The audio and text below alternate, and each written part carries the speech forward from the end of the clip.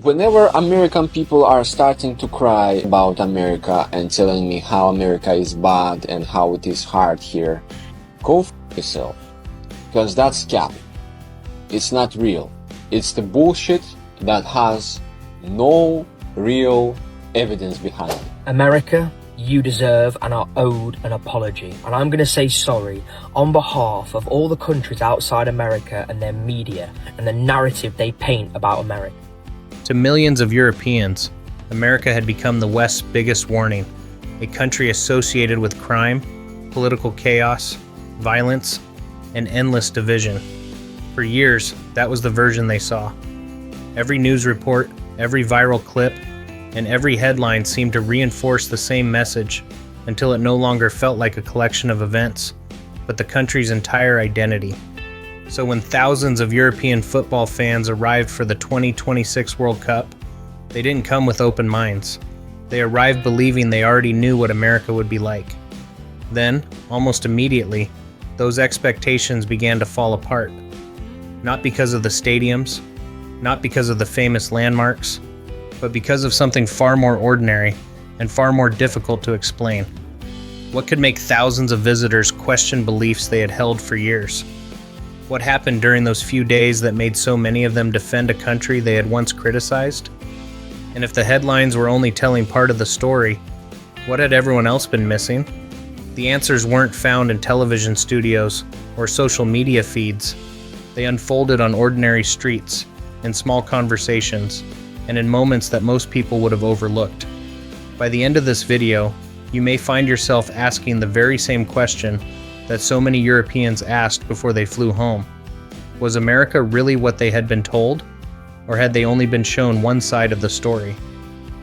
Americans, I need to apologise to you.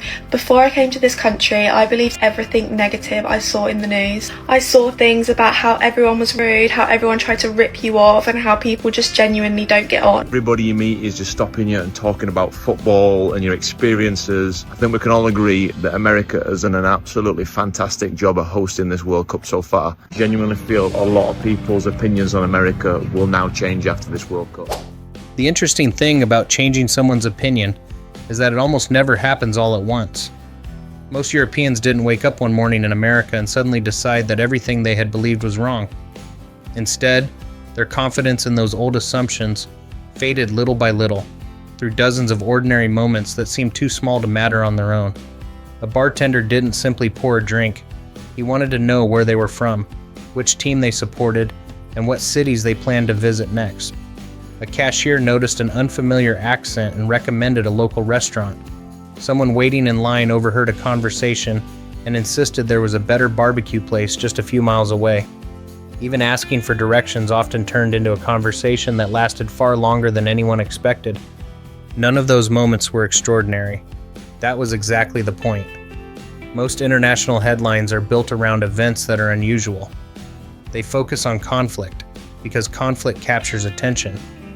They report disasters because disasters spread quickly.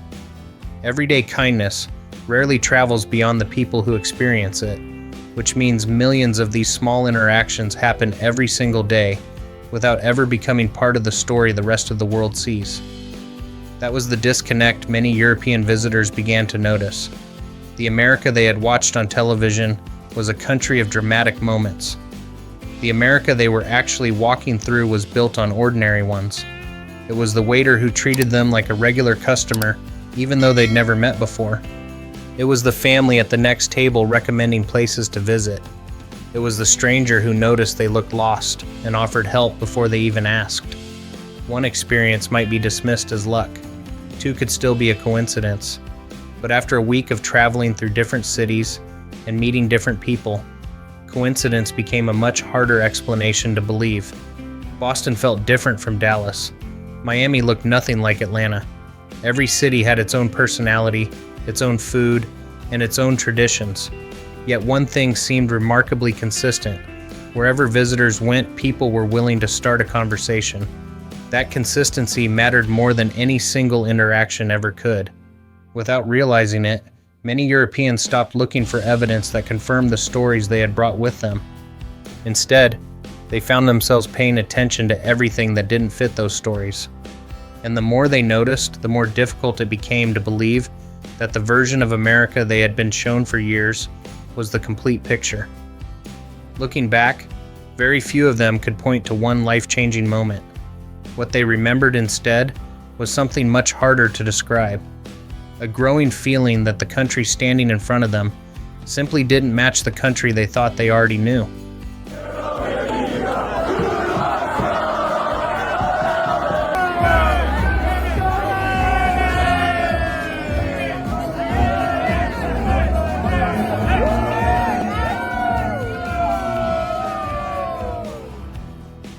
As the tournament went on, many European visitors began noticing something they hadn't expected.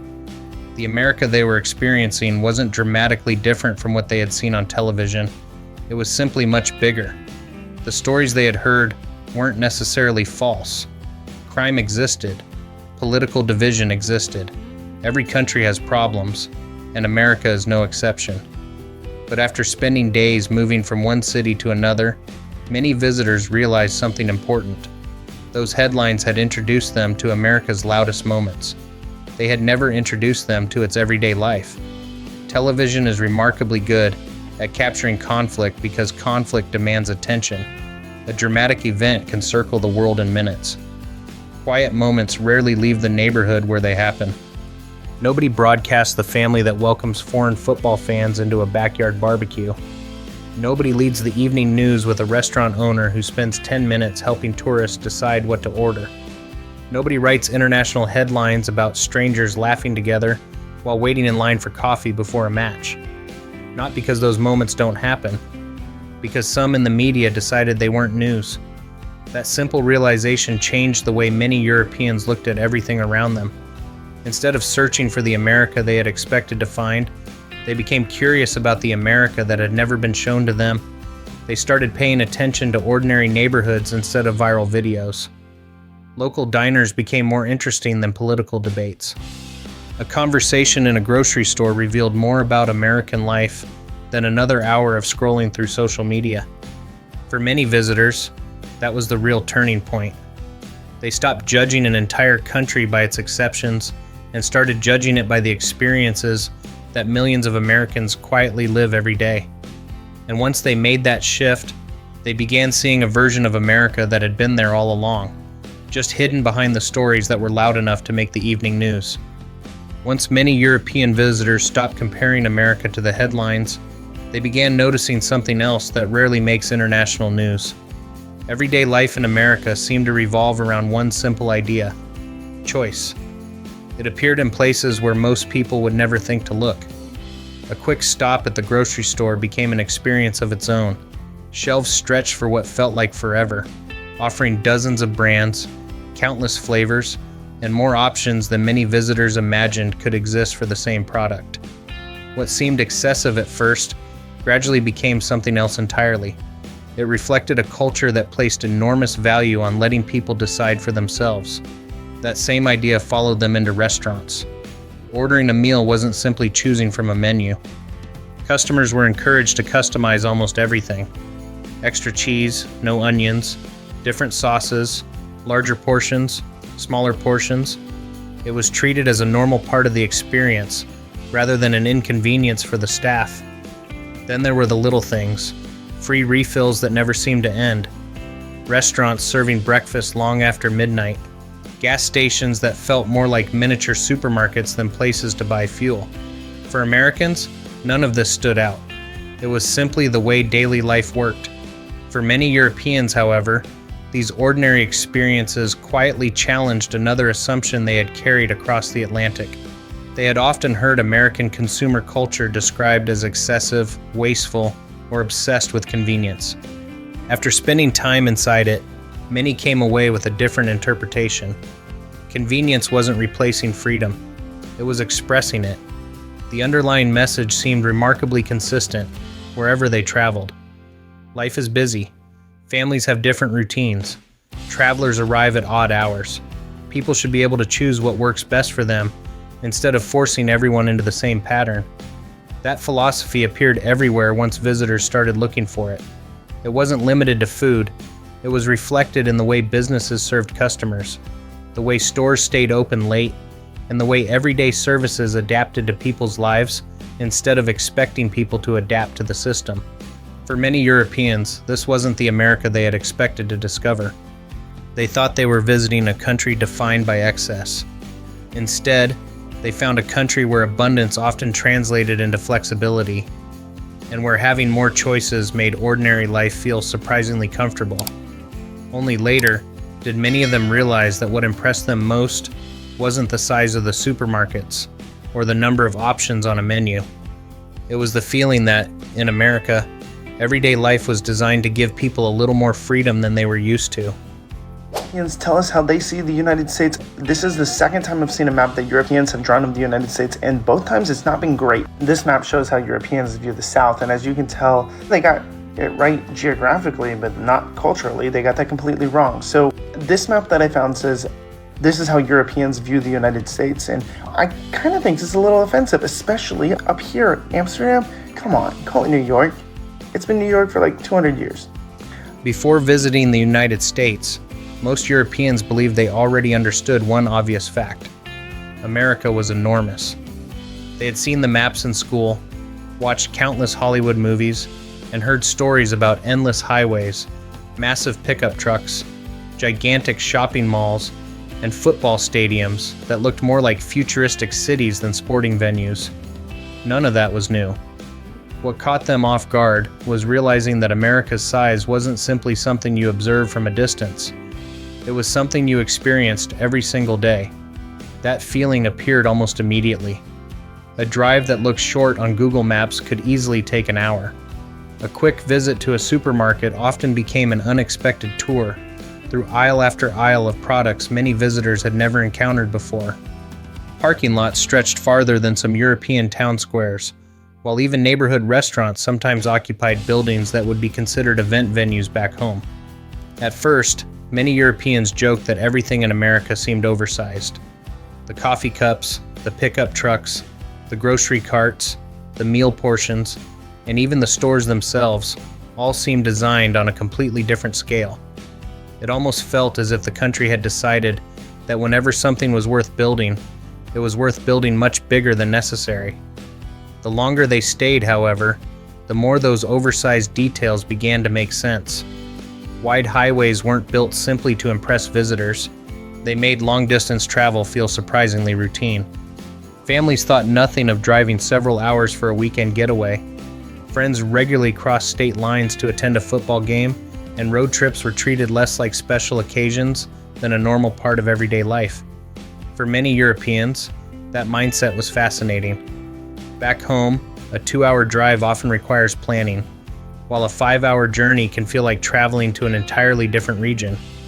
In much of America, those same distances are accepted without much thought, making the journey itself part of the experience rather than an obstacle to overcome. That same difference became even more noticeable inside American stadiums. European football grounds are famous for their history and atmosphere, yet many visitors admitted they had never experienced sporting venues operating on such an enormous scale. More importantly, they discovered that the match was only one part of the day. Hours before kickoff, parking lots were already filled with music, barbecue grills, families gathering together, children playing football between rows of cars, and complete strangers sharing food, drinks, and predictions for the game. For countless European visitors, the experience didn't begin when the referee blew the opening whistle. It started long before anyone entered the stadium. As they continued exploring the country, they noticed the same pattern almost everywhere. National parks seemed endless, rather than carefully preserved attractions. Highways disappeared into distant horizons. Small towns emerged between vast stretches of open land, and nearly every road sign hinted at another destination worth discovering. Gradually, many visitors realized that America's greatest luxury wasn't necessarily wealth. It was space. Space that made long journeys feel ordinary instead of exhausting. Space that allowed businesses, neighborhoods, and public venues to grow without constantly competing for room. And perhaps most importantly, space that encouraged people to slow down, explore, and embrace the unexpected. Many Europeans had expected America's enormous scale to feel overwhelming. Instead, they found it unexpectedly liberating. There seemed to be room for one more traveler, one more family, one more conversation, and one more spontaneous stop along the road. Eventually, they stopped talking about how big America was and started talking about how free it felt. The country's scale wasn't memorable simply because it was larger than Europe. It was memorable because it quietly shaped the rhythm of everyday life, encouraging movement, curiosity, and the feeling that there was always something waiting beyond the next exit. By the time the World Cup reached its busiest weeks, many European visitors realized something they had never expected. They were no longer observing America from the outside. Somehow, without even noticing when it happened, they had become part of it. That transformation wasn't the result of an official welcome, a carefully planned ceremony, or a campaign designed to impress international visitors. Instead, it happened through countless ordinary interactions that gradually changed the way people experienced the country. Americans seemed to have an unusual habit of turning strangers into participants. Nowhere was that more obvious than around the stadiums. Long before kickoff, parking lots had already turned into celebrations as families unfolded camping chairs beside pickup trucks. Barbecue grills filled the air with smoke. Music drifted between rows of cars, and children kicked footballs while adults laughed with people they had only just met.